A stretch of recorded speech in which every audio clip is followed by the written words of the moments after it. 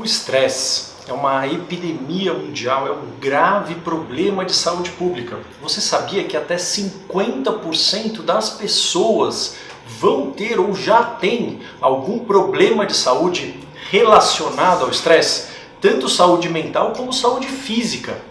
Nesse vídeo eu vou falar tudo sobre o estresse, o que ele é, como que ele age no corpo, quais são os hormônios que estão envolvidos, quais as consequências e quais os tratamentos para estresse que mais funcionam.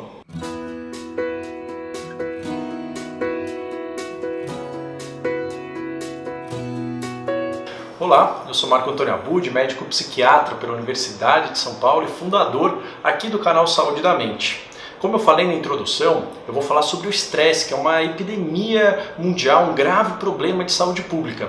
Para vocês terem uma noção, em pronto-socorros, pronto-socorro qualquer que seja, pronto-socorro clínico, até 80% dos casos que vão ao pronto-socorro são de problemas relacionados ao estresse, ou seja, que poderiam ser prevenidos caso a gente consiga manejar esse estresse melhor. Então eu vou falar tudo sobre isso hoje, mas antes de começar o vídeo eu queria lembrar vocês que não são inscritos aqui no canal, deixar aqui a sua inscrição, ativar o sininho de notificações e também deixar o seu like se você gostar do conteúdo. Também compartilhar com outras pessoas que você acha que podem se beneficiar com o conteúdo aqui do canal. Bom, eu acho que o primeiro passo para a gente entender é entender o que é o estresse, né? E para exemplificar isso, eu vou contar uma história de um paciente. É claro que eu sempre mudo alguns detalhes para preservar o sigilo, né? Até por uma questão ética, mas que é uma história muito comum que eu vejo no consultório e que talvez você se identifique, né? Então, esse paciente, ele me procurou, ele tinha 38 anos, e ele tinha me contado que ele não estava bem faziam já uns 2 ou 3 anos. Né? Como é que é a história dele? Ele era um paciente, né? Era um homem, uma família de classe média, viveu aí uma infância, adolescência sem problemas, era um aluno mediano para bom, vários amigos, fazia esporte, sem problemas, totalmente normal. Até que ele passou, né, em uma faculdade de administração, foi lá, se dedicou, conseguiu um estágio, e assim que ele terminou a faculdade, ele foi efetivado no estágio dele num banco, né, num banco de investimentos, né, que é um ambiente bastante difícil. O que acontece é que mais ou menos com uns 33, 34 anos, ele teve alguns baques, né, alguns traumas aí na vida pessoal dele, né? Enquanto a parte profissional estava indo bem, ele estava tendo bons feedbacks, estava tendo promoções, na parte pessoal, nesse mesmo ano, aconteceu duas coisas que não foram bacanas. Ele tinha 34 anos, né? Foi há 4 anos atrás, se eu não me engano, né? Então foi em 2014, 2015. Ele terminou um relacionamento de 6 anos com a namorada dele da escola, com quem ele achou que ia casar, né? Então foi uma frustração, ela terminou com ele, ela, enfim, foi viajar, e o avô dele, que ele tinha muita proximidade, o avô paterno dele, faleceu de uma forma abrupta, né? Teve um AVC e acabou falecendo, né? Isso acabou mexendo com ele, e foi no mesmo ano que ele teve essa promoção no trabalho, né? E para quem conhece o setor bancário é o setor mais acometido por quadros de estresse, tem muita cobrança, muita pressão, muitas reuniões, fazer muitas planilhas. Ele começou a viajar muito e ele começou a se dedicar bastante no trabalho, né? Então ele começou a trabalhar 14, 16 horas por dia. Ele, na verdade, acabava não pensando muito nesses outros problemas, né? Tanto pessoais quanto da família, né? Ele não pensava muito, focava no trabalho, e quando ele chegava à noite ele começou a ter alguns momentos onde ele não conseguia dormir, onde começava a vir pensamentos do passado, pensamentos, preocupações com o que ele tinha que fazer, com o que seria da vida dele. Ele começou a ter essa insônia inicial, começou a ter alguns sintomas, né, de mais angústia, um pouco mais de irritação, mas continuou focado no trabalho.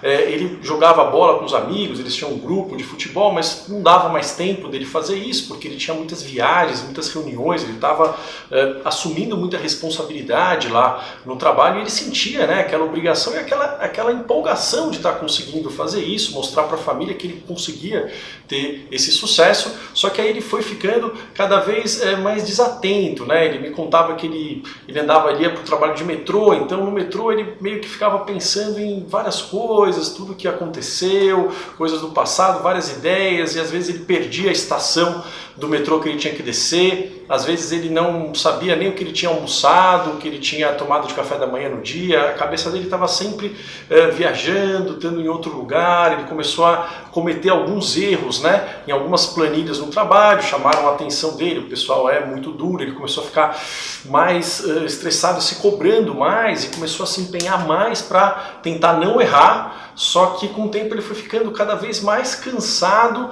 e um pouco apático, sem perceber mais graça nas coisas. Ele estava ganhando dinheiro, estava conseguindo conquistar, né, o sonho dele, mas aquilo parece que não tinha mais propósito, ele não conseguia aproveitar aquilo e os amigos dele começaram a falar que ele estava muito diferente, muito distante, muito apático, e os amigos, né, uma amiga dele recomendou que ele passasse num especialista, procurasse tratamento.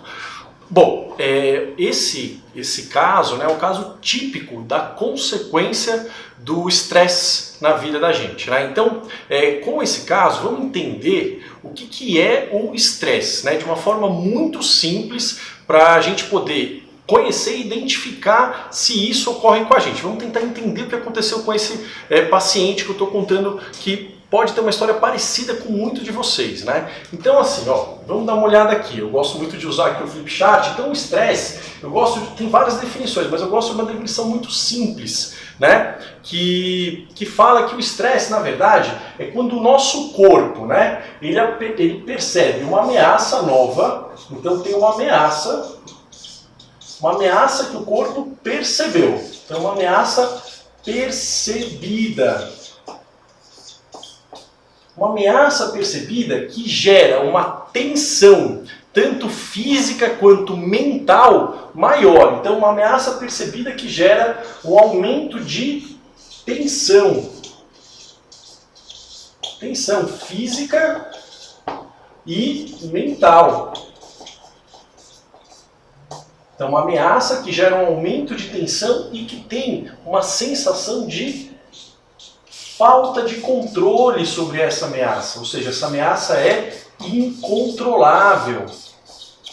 E eu gosto dessa definição que tem esses três aspectos: ameaça, aumento de tensão e falta de controle.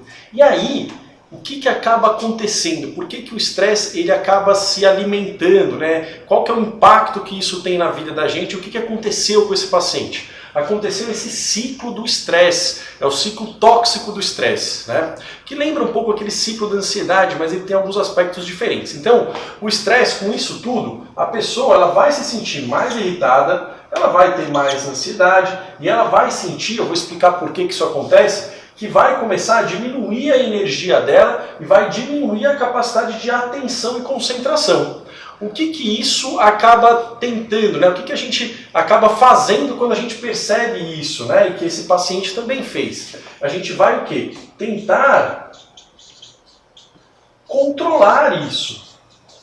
Falar, poxa vida, eu estou irritado, estou ansioso, estou com falta de energia, eu preciso me esforçar mais, eu preciso tentar relaxar, eu preciso dormir melhor, eu preciso fazer uma série de coisas, né? E a gente acaba aumentando o nosso nível de energia para atacar esses sintomas, a gente ataca de frente, né? Só que isso costuma não dar muito certo. A gente tentar combater tensão gerando mais tensão não costuma funcionar, né? Por mais paradoxal que seja. Então a gente acaba, vou tentar me esforçar mais, vou acordar mais cedo ainda, vou tentar prestar mais atenção para não ter mais erros, vou tentar me esforçar para dormir mais cedo, vou forçar para dormir. Isso acaba não funcionando. E aí isso gera uma frustração, né? Devido ao fato disso não funcionar. Então essa tentativa de controle forçado do estresse costuma não funcionar e isso começa a levar a um auto-julgamento.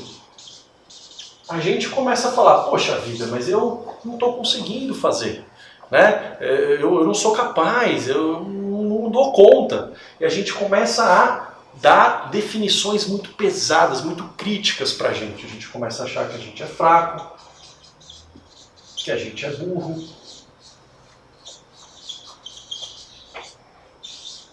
A gente começa a achar que a gente não tem valor, que a gente não dá conta, né? Começa a vir esse julgamento.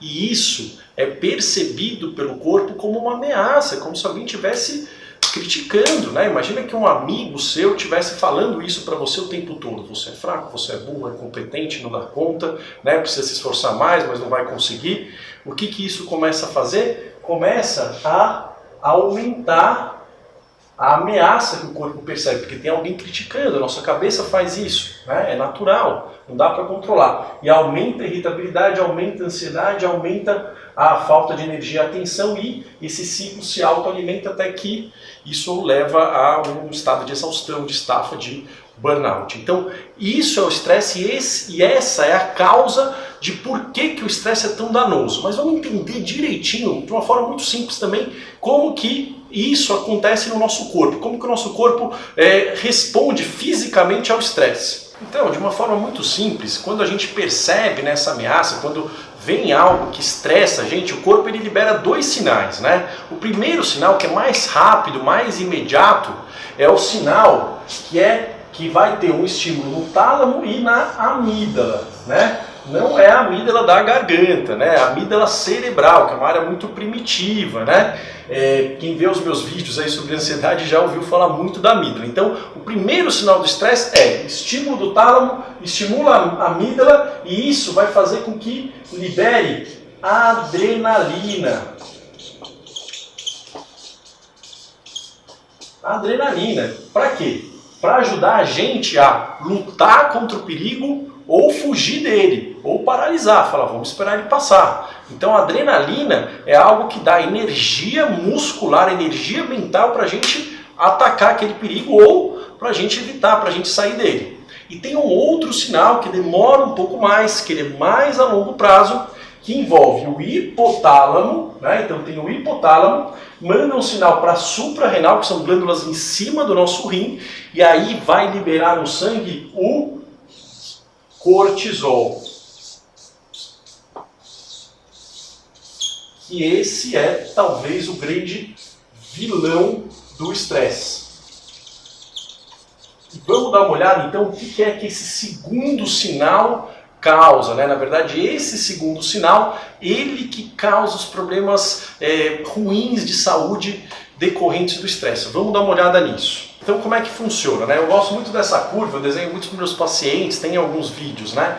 Que é um gráfico muito antigo do desempenho versus o estresse. Então, o nosso desempenho, ele vai, né, aumentando conforme vai aumentando o estresse, conforme aumenta a ansiedade. Ou seja, no início tem uma melhora de desempenho. Por quê? Porque aqui é um estresse agudo